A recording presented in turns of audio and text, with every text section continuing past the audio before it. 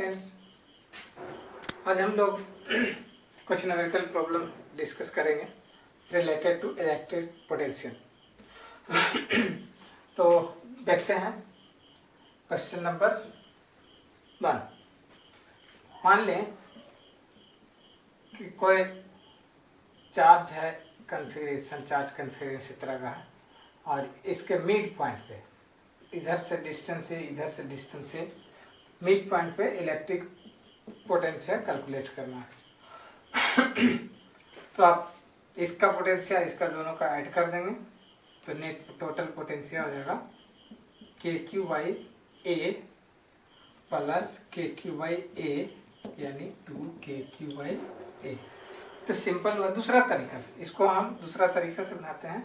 अब देख रहे हैं कि जो E देगा पोटेंशियल यहाँ पर उतना ही ये भी यहाँ देगा, तो इसको हम ऐसे भी लिख सकते हैं। नेट में Q को जोड़ देंगे 2Q तो K 2Q/A, तो ये भी कर सकते हैं डायरेक्ट। नेक्स्ट क्वेश्चन देखते हैं।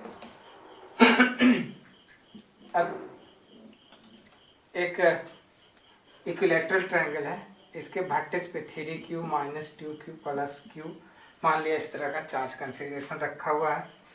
अब इसके mid point centroid equilateral triangle है, साइड A एंड A। यहाँ पे इलेक्ट्रिक पोटेंशियल कैलकुलेट करना है। तो यहाँ पे हम लोग देखेंगे कि इसका जो डिस्टेंस ये निकालना पड़ेगा। तो ये डिस्टेंस हम लोग निकाल लेंगे किस तरह से। इसके लिए हम लोग जानते हैं ये जो इक्विलैटरल ट्रायंगल का हाइट होता है, हाइट √3a/2 होता है। अब इसका ये होता है, हम लोग पढ़े हैं 2/3 इधर होता है और ये 1/3 इधर होता है। यानी मीडियम इक्विलैटरल ट्रायंगल में जो सेंट्रॉइड होता है ना, ये 2 और 1 के रेशियो में इसको डिवाइड करता है। तो ये जो टोटल हाइट आया ये इतना आ गया, तो इसका 2/3 इधर हो जाएगा। यानी कि ये जो डिस्टेंस हमारा आ जाएगा, रिक्वायर्ड डिस्टेंस, ये हो जाएगा √3a/2 × 2/3 2/3। तो फाइनल अब इसको R मान लें, ये R डिस्टेंस है, तो ये हो जाएगा आपका इसको काटते हैं A/√3। तो डिस्टेंस अब देखते हैं टोटल पोटेंशियल इसके कारण इसके कारण इसके कारण। तो चूंकि तीनों से इक्वल डिस्टेंस पे है, तो अब तीनों का पोटेंशियल को ऐड करेंगे, वेक्टर नहीं बल्कि स्केलर सम से, तो उससे जो रिजल्ट आएगा वो इतना ही आएगा K, और चार्ज का जो ऐड हो जाएगा 3Q - 2Q plus Q upon distance R यानी इतना K, ये आ गया 2Q अब A/√3 यानी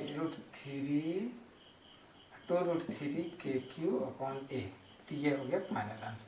आप सिंपल मेरे कहने का मतलब आप समझिए, ये तीनों चार्ज को हम अलजेब्रिक ऐड कर देंगे, उसके बाद सीधे रख देना है KQ की जगह, और डिस्टेंस चूँकि इक्वल है। तो अब अगर ये डिस्टेंस इक्वल नहीं रहता तब हम ये काम नहीं कर सकते। नेक्स्ट प्रॉब्लम इसी तरह से अगर आपको कहा जाए कि ये है 5 coulomb 3 coulomb -3 coulomb plus 2 coulomb -4 coulomb, कुछ भी समथिंग जो मतलब ऐसे ही दे रहे हैं। अब यहाँ से ये सब क्या है, रेगुलर हेक्सागोन है, और इसका जो सेंटर है यहाँ पे इलेक्ट्रिक पोटेंशियल कैलकुलेट करना हो तो सीधे आप लिख सकते हैं Q का मतलब इस सबको ऐड कर देना है अलजेब्रिकली। तो प्लस हो गया 8 × 5 = 13, 13 × 2 = 15, 15 प्लस और माइनस हो गया 3 7 10 10 4 14, इतना Q। अब भाई जो डिस्टेंस होगा ये, अब चूंकि इक्विलैटरल ट्रायंगल फॉर्म होता है तो ये भी ये होता है, तो इसका ये जो होगा यही आंसर हो जाएगा आपका। तो इस तरह से हम देखते हैं कि इक्विलैटरल ट्रायंगल हो, रेगुलर हेक्सागोन हो, स्क्वायर हो, जो भी हो, जितने भी चार्ज हैं और सबसे इक्वल डिस्टेंस पे कोई पॉइंट वहाँ का पोटेंशियल कैलकुलेट करना है, तो आपको कुछ नहीं करना है, सारे चार्ज को एक साथ जोड़ देना है और उसके बाद फिर के क्यू अपॉन ए जो फार्मूला होता है पोटेंशिया का, के क्यू अपॉन ए, तो ए आर या इसमें क्यू की जगह पर जो आएगा उसको रख देना। इस तरह से बहुत आसान है इलेक्ट्रिक पोटेंशियल कैलकुलेट करना। और जनरली इसी तरह का क्वेश्चन पूछा जाता है, ऐसा नहीं पूछेगा कि इसका पोटेंशियल यहाँ का पोटेंशियल निकालिए, तो यहाँ का तो अलग अलग डिस्टेंस हो जाएगा तो ये फेल हो जाएगा, तो ऐसा पूछता नहीं है क्वेश्चन, जनरली इसी तरह का रहता है। तो नेक्स्ट क्वेश्चन की ओर हम लोग बढ़ते हैं आगे। तो नेक्स्ट क्वेश्चन हम लोग देखते हैं, पोटेंशियल एनर्जी से रिलेटेड क्वेश्चन देखेंगे। जैसे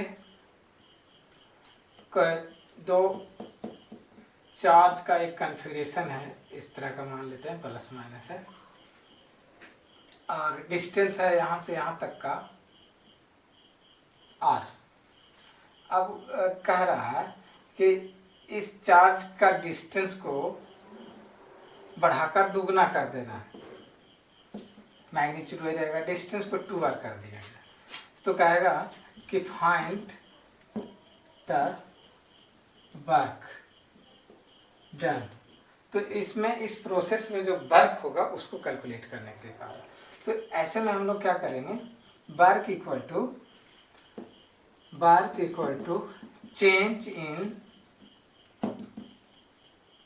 potential energy. Work energy theorem के जैसा है, 11th में आपने पढ़ा होगा। तो चेंज इन पोटेंशियल एनर्जी यानी कि final potential energy minus initial potential energy. तो इनिशियल यहाँ का जो पोटेंशियल एनर्जी होगा, यहाँ आपका देख रहे हैं, इधर हम ले रहे हैं, इनिशियल पोटेंशियल एनर्जी हो जाएगा k Q Q1 Q2 by R। ये फार्मूला होता है, तो इसी से हम लोग कैलकुलेट करेंगे 2Q into minus Q R।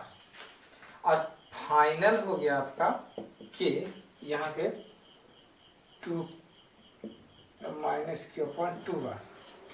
तो इस वैल्यू यहाँ पुट कर देना है, तो ये आ जाएगा आपका, देखिए 2 कैंसिल कर सकते हैं, नहीं भी कर सकते हैं, छोड़िए नहीं करते हैं, तो यहाँ पे हो जाएगा minus 2k² by 2R minus यहाँ पे आ जाएगा initial minus 2k² by R। चलिए इसको काटते हैं, तो आपका हो गया k² बाई R माइनस में और प्लस में 2k² बाई R। तो फाइनल आंसर आपका हो गया k² बाई R।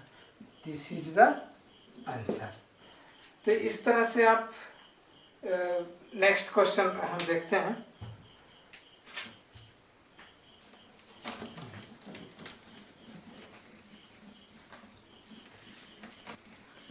तो एक क्वेश्चन और देख रहे हैं हम लोग। मान लें कि एक इक्विलैटरल ट्रायंगल है, इस पर चार्ज कन्फिगरेशन कुछ ऐसे दिया हुआ है, मान लेते हैं ऐसा है, डिस्टेंस आपका है r r r। अब बोल रहा है कि इसको एक्सपेंड कर करके इक्विलैटरल ट्रायंगल को साइड दुगना कर दिया जाए, तो इस प्रोसेस में कितना वर्क होगा। तो इसमें भी वही वर्क कैलकुलेट करना है, चार्ज सेम रह जाएगा माइनस क्यू। तो work equal to final potential energy minus initial potential energy.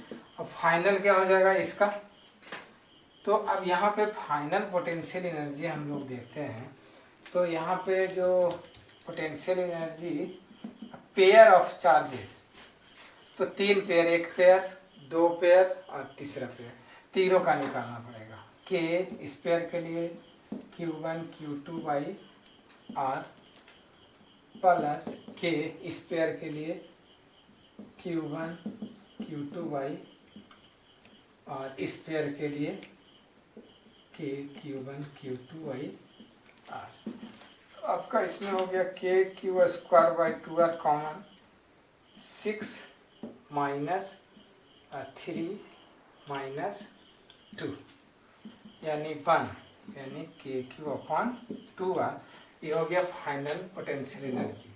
अब अगर इनिशियल निकालते हैं, यहाँ हम लोग चलिए यही निकाल देते हैं। इनिशियल पोटेंशियल एनर्जी हो जाएगा आपका यहाँ पे K इसके लिए अगर हम देखें बाई आर प्लस इसका हो जाएगा के वन बाई आर और प्लस के बाई आर। तो यहाँ आ जाएगा k q square by r common 6 minus 3 minus 2। तो सेम यहाँ भी आ रहा है के क्यू स्क्वायर बाई आर। अब यहाँ पर रखते हैं हम लोग k q square by r 2r final और minus k q square by r initial potential energy आपका ये घट करके आ जाएगा k q square by 2r minus में आ जाएगा। तो दिस इज द आंसर। तो इस तरह से आप लोग प्रैक्टिस कर सकते हैं और सारे क्वेश्चन लेकर के। तो आज यहीं तक, तो आज का क्लास यहीं ख़त्म करते हैं। नेक्स्ट वीडियो में मिलते हैं फिर बाद में। Thank you for watching.